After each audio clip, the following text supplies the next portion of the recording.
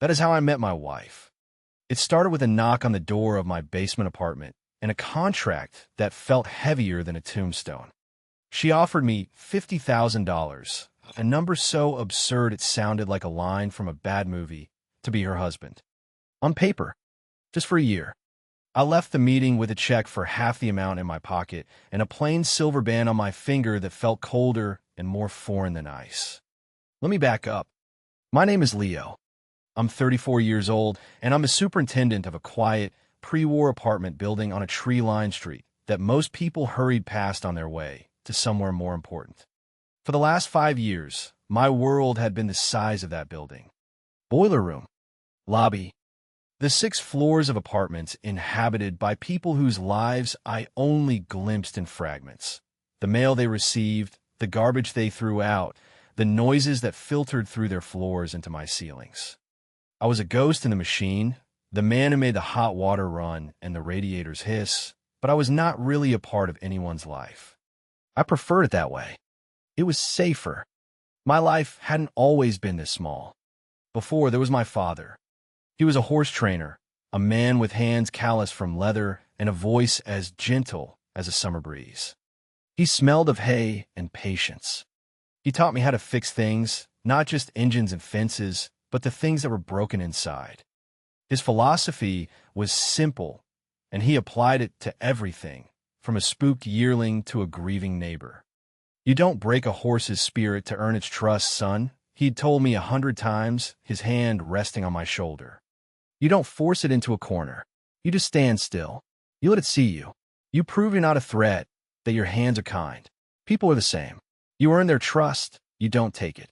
Then, one crisp autumn afternoon when I was 29, a heart attack took him while he was mending a fence line.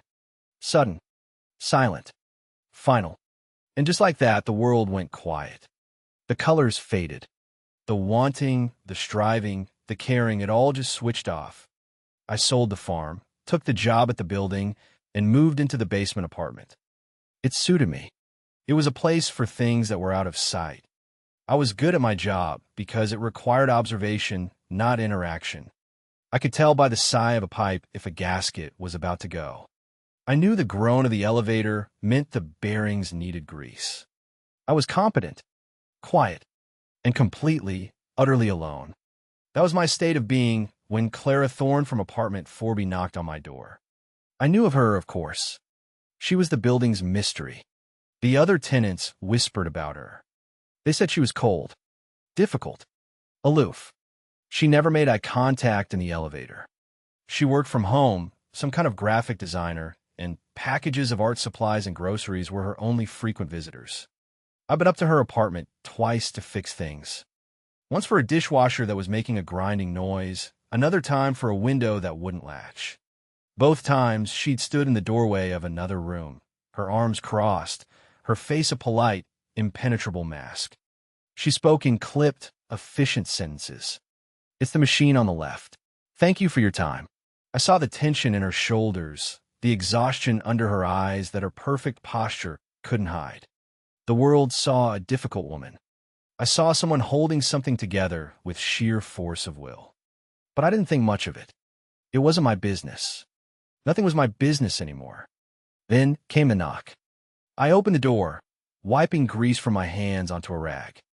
There she stood, Clara Thorne, looking as out of place in my concrete hallway as a rare orchid. She was wearing a simple gray dress, but she wore it like armor. "Mr. Evans," she said, her voice steady, though I could see a faint tremor in her hands. "My name is Leo." "Leo," she corrected herself, nodding slightly. "May I come in? I have a business proposition for you." I stepped aside, and she walked into my small, utilitarian apartment. It was neat but sparse. A bed, a table, a small kitchen, and shelves of tools. She didn't sit. She turned to face me, and for the first time, she looked me directly in the eye. Her eyes were the color of a stormy sea. "I need to hire a husband," she said, without any preamble. I just stared at her.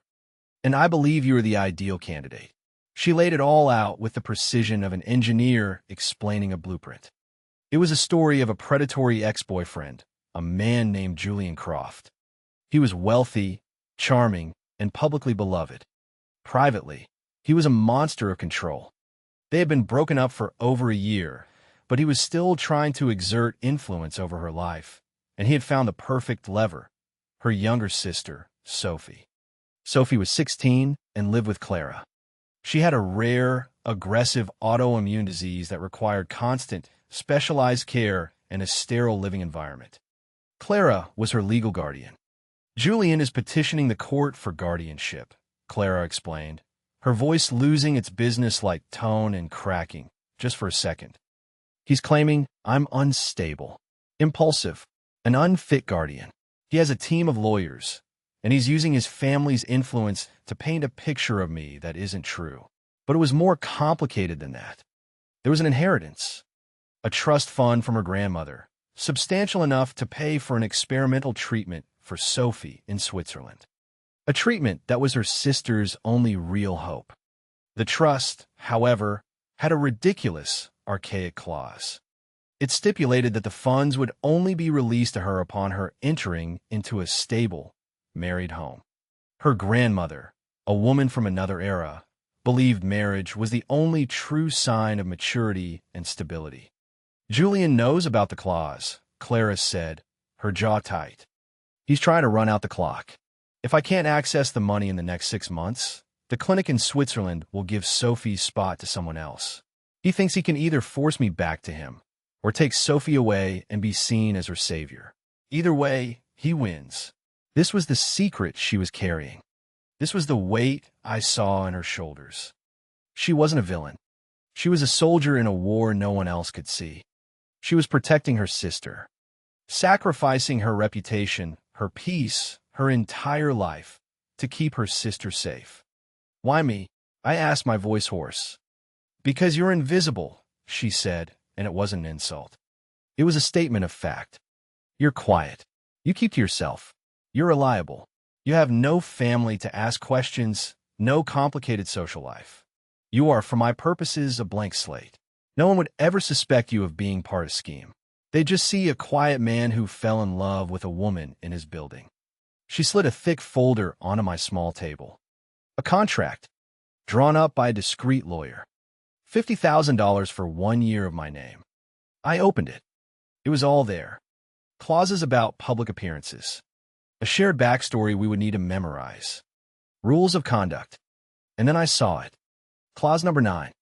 To maintain the verisimilitude of the marital arrangement, both parties agree to cohabitate in apartment 4B. Due to the unique medical requirements of the secondary resident, Sophie Thorne, which necessitate a sterile and private environment in her own bedroom and bathroom, both parties will share the master bedroom and in-suite facilities for the duration of the contract. We had a share bed. I looked up from the paper, my heart suddenly hammering against my ribs. This wasn't just paper. This was proximity, intimacy, a level of entanglement I had spent 5 years meticulously avoiding. My quiet, controlled, empty world was about to be invaded. My father's voice echoed in my head. You just stand still. You prove you're not a threat. Here was a person, a woman, backed into a corner by a man who wanted to break her spirit. And she wasn't asking me to fight. She was asking me to stand still with her. To be a shield. Something inside me, a pilot light I thought had long since gone out, flickered. Okay, I said. Just that one word. And the world tilted on its axis. The next few days were a blur. A trip to City Hall with 2 witnesses provided by her lawyer. A sterile ceremony in front of a bored clerk. I signed my name on a line, and suddenly I was Leo Evans' husband. I moved a few boxes of my clothes and books upstairs to apartment 4B. The apartment was beautiful, filled with light and plants and the smell of turpentine. It was a home, not just a place to sleep. And in it lived Sophie. I met her that first evening. She was tiny, swallowed up by a large armchair, a book at her lap. She had Clara's stormy eyes, but none of her guardedness. Her smile was immediate and brilliant. So you're the emergency husband, she said, her voice a mischievous whisper. Clara shot her a look. Sophie. It's okay, I said, smiling back. That's pretty much what I am. Sophie giggled. I like him, Clara. He doesn't smell like a hospital. And just like that, I was in. The first few weeks were an exercise in excruciating awkwardness. That was where the invention phase began. We had to build our story. We spent evenings at the kitchen table, a pot of tea between us, constructing a fictional romance. We met in the laundry room, she'd suggest, staring at a point over my shoulder. I dropped a bottle of detergent, and you helped me clean it up. Okay, I'd say. And our first date was at that little Italian place on Grove Street. You wore a blue dress. I don't own a blue dress. You do now. In our story, somewhere in the inventing, the strangest thing happened. We stopped inventing and started actually talking. I learned that she loved old movies, the black and white ones where people talked fast and witty. I learned she hated the color orange. I learned that she hummed a low, tuneless sound when she was concentrating on a design. She learned that my father trained horses. She learned that I liked the quiet. She learned that I could fix anything. And then there was the nights. Clause number 9. Her bed was a king size, but it felt like a tiny raft in the middle of a vast ocean. The first night, we lay on our respective edges, backs to each other, a rigid line of tension down the middle of the mattress. I could hear her breathing. I wondered if she could hear my heart pounding. It went on like that for weeks. We were polite strangers sharing a blanket. Then came a moment of seeing. The moment that changed everything. It was late, maybe 2 in the morning. I couldn't sleep. The unfamiliarity of it all was a constant, low-grade hum in my veins. I got up and went to the kitchen for a glass of water. The door to Sophie's room was slightly ajar, a sliver of soft light spilling into the hallway. I heard voices. Clara's, soft and soothing, and Sophie's, tight with pain. I stopped, knowing I shouldn't listen, but unable to move. It hurts, Clara, Sophie whimpered. I know, sweet girl. I know. Just a little longer. We're almost done. I peered through the crack in the door. Clara was sitting on the edge of Sophie's bed, and 4 bag was hanging from a hook on the wall, a thin tube running to a port in Sophie's arm. Clara was holding her sister's hand, her face a mask of intense concentration and infinite tenderness. She was administering one of Sophie's treatments, something the visiting nurse usually did. But the nurse had been sick that day, so Clara did it. As she monitored the drip, she started to sing. It was an old folk song, a lullaby my own mother used to sing. Her voice wasn't perfect, but it was steady and full of a love so fierce and protective it felt like a physical force in the room. I saw it all then. The weight she carried. The reason for the armor. The difficult, cold woman the world saw was a complete fabrication, a shield she held up to protect this one precious, vulnerable person. In that moment, watching her sing to her sister in the middle of the night, my $50,000 contract burned into ash. This was no longer a business transaction. I didn't know what it was, but I knew, with a certainty that shook me to my core, that I would protect these 2 people with everything I had. I went back to the bedroom and got into bed. When Clara finally came back an hour later, exhausted and pale, she slid under the covers. This time, I didn't stay on my edge. I turned over. Is she okay? I whispered into the darkness. She went still. It was the first time either of us had initiated a conversation in that bed. Yes, she whispered back. Just a bad night. She's sleeping now. You're a good sister, Clara. A small, choked sound came from her side of the bed. A sobi. And then another. I didn't think. I just acted.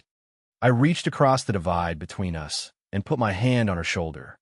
She flinched for a second, then melted into the touch, turning and burying her face in my chest, her body shaking with silent, exhausted tears. I just held her. I didn't say anything. I just held her while she cried out all the fear and exhaustion she'd been holding in for so long. My father's voice again. You just stand still.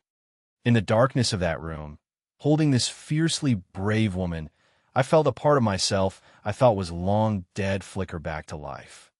I was no longer a ghost. I was an anchor. After that night, the line in the bed disappeared. We didn't talk about it.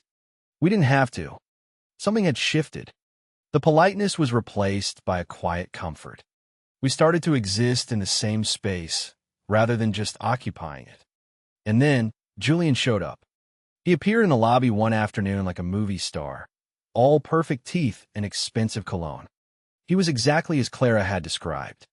Charming, effortless, and with the cold, dead eyes of a shark. "I'm here to see my fiancée," he said to me, mistaking me for a doorman. "Clara Thorne." "She's not your fiancée," I said, my voice even. "She's my wife." His smile didn't falter, but his eyes narrowed. He looked me up and down, taking in my work clothes, the smudge of dirt on my cheek. Contempt radiated from him. "You must be the handyman," he said, his voice dripping with condescension.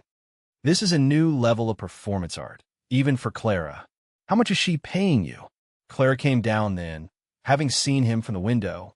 Her face was pale, but her spine was rigid. "Julian, leave," she said. "Darling, I was just meeting the husband," he sneered. "I have to say, I'm not impressed. I thought your taste was more refined." He was trying to get a rise out of me. He wanted a scene. He wanted the unstable handyman to prove his point. I remember my father standing in a round pen with a frightened colt. The colt would kick and snort, trying to provoke a reaction. My father would just stand there, patient, calm, unwavering. So I did the same. I didn't raise my voice. I didn't square my shoulders. I just looked at him, and then I looked at Clara. I reached out and took her hand, lacing my fingers through hers. Her hand was trembling, but she squeezed back. "We were just on our way out," I said to Julian, my voice quiet but firm. "If you'll excuse us." And I led Clara past him, out of the lobby and into the afternoon sun. We walked for a block in silence, our hands still clasped together. "Thank you," she finally whispered. "For what?" "For not fighting. For not giving him what he wanted. He wanted to break you," I said. I wasn't going to help him. That was the first challenge. The main event came 2 weeks later. A preliminary guardianship hearing in a judge's chambers. It wasn't a full courtroom, but it felt like one. It was us, our lawyer, Julian, and his lawyer. Julian was magnificent. He was a portrait of concerned sorrow. He spoke of his deep love for Sophie, his fears for her well-being under Clara's erratic care. He painted Clara as a desperate woman, prone to rash decisions, and her sudden marriage to the building's superintendent was his star exhibit. A man she barely knew, Your Honor. A man of no means. It's a cry for help, a clear sign of her instability. My turn came. The judge, a stern-looking woman with tired eyes, turned to me. "Mr. Evans, tell me about your relationship with Miss Thorne. When did you decide to get married?" Julian's lawyer leaned forward, ready to pounce on any inconsistency. This was it, the moment where our invented story would be tested. But looking at Clara, at the quiet terror in her eyes, I knew the invented story wasn't enough. It wouldn't work. Only the truth would. A different kind of truth. I took a breath. My father's wisdom settled over me like a warm blanket. Prove you're not a threat. Earn the trust. "I can't tell you the exact day we decided to get married, Your Honor," I began, my voice calm and steady. Julian smirked. His lawyer practically salivated. Because it wasn't a day. It wasn't one moment. I looked directly at the judge. "I'm a superintendent of our building. My job is to notice things. For a long time, I noticed my wife. I noticed Clara. I saw her come and go. I saw the groceries she carried, the medical supplies that were delivered. I saw the exhaustion she tried to hide. Most people in the building thought she was unfriendly, but I saw someone who was focused, someone who was carrying a heavy load and didn't have the energy for small talk. I paused. The room was silent. One night, I was awake late. I saw a light on in her sister's room. I saw my wife administering a complicated medical treatment to Sophie. I saw her holding her sister's hand, and I heard her singing a lullaby to a 16-year-old girl to soothe her pain. Clara's eyes were wide, fixed on me. Tears were welling up in them. "That's when I knew," I said, my voice thick with an emotion that was entirely real. "I knew I was looking at the strongest person I had ever met. I knew I was looking at a woman whose entire world was dedicated to protecting her sister, and I knew I wanted to spend my life helping her carry that load. I turned my gaze to Clara. Our love story isn't dramatic, Your Honor. It isn't a whirlwind. It's quiet. It's about seeing someone for exactly who they are and not wanting to change them, just wanting to stand with them. That's the home we've built, and it's the most stable thing I've ever known. Silence. The judge just looked at me for a long moment. She glanced at Julian, whose perfect mask of concern had slipped. He looked furious. His narrative had been built on the idea of Clara as hysterical and me as a simple-minded prop. My quiet, sincere testimony had just blown that narrative to pieces. The public perception, at least in this room, had cracked. The judge cleared her throat. "Thank you, Mr. Evans," she said. She dismissed the petition for an emergency change in guardianship. She set a full hearing for 6 months down the road, but it was clear the momentum had shifted. We had won. For now. The trust lawyers, satisfied by the judge's decision and the official marriage certificate, released the funds the following week. Sophie had her spot in Switzerland. The contract was fulfilled. The pretense was no longer necessary. That night, the apartment was filled with a strange, heavy silence. The reason for our arrangement was gone. We were just two people, a man and a woman, standing in a kitchen. "You can move back to your apartment now, if you want," Clara said, her voice barely a whisper. She wouldn't look at me. "The money has been transferred to your account. The full amount." I looked around the apartment. The plants. Sophie's books. Clara's half-finished painting on an easel by the window. It felt more like home than my basement apartment ever had. More than anywhere had since my father died. "I don't want to go back to the basement," I said, my heart in my throat.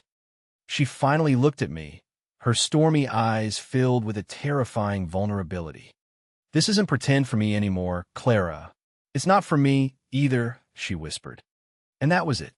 No grand declarations. Just a simple, shared truth. We chose to be real. At 1 month, Sophie left for Switzerland, with Clara by her side. I stayed and looked after the apartment, texting Clara every night. She sent me pictures of Sophie smiling, with color in her cheeks for the first time in years. At 6 months, they came home. Sophie was not cured, but she was in remission. The change was miraculous. The first thing she did was hug me, so tight I thought my ribs would crack. "Thanks for taking care of my sister, Leo," she said. Clara and I fell back into our rhythm, but it was different now. It was real. The awkwardness was gone, replaced by an easy intimacy. We held hands while we watched old movies. She'd fall asleep with her head on my shoulder. I started teaching Sophie how to fix things around the apartment. She was a natural. At 1 year, on the day our contract was officially set to expire, I found out through the building grapevine that Julian Croft had been arrested. Embezzlement. He'd been stealing from his own family's foundation for years. His reputation was destroyed.